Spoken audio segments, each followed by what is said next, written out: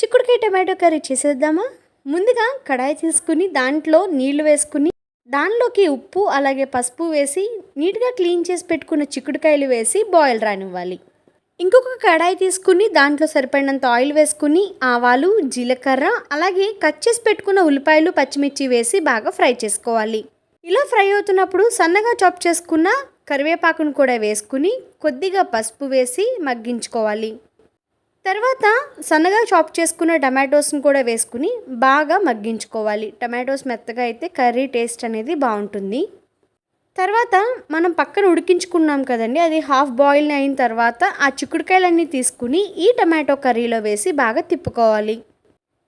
ఇవి మొత్తం బాగా మగ్గిన తర్వాత దానిలోకి సరిపడినంత కారం అలాగే ఉప్పు వేసుకుని కలుపుకోవాలి.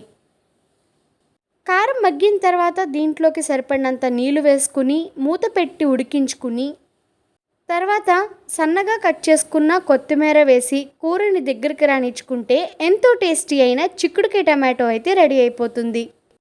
మీరు కనుక నా ఛానల్ని ఫస్ట్ టైం చూసినట్లయితే కనుక please subscribe to my channel. Video నచ్చితే లైక్ చేయండి.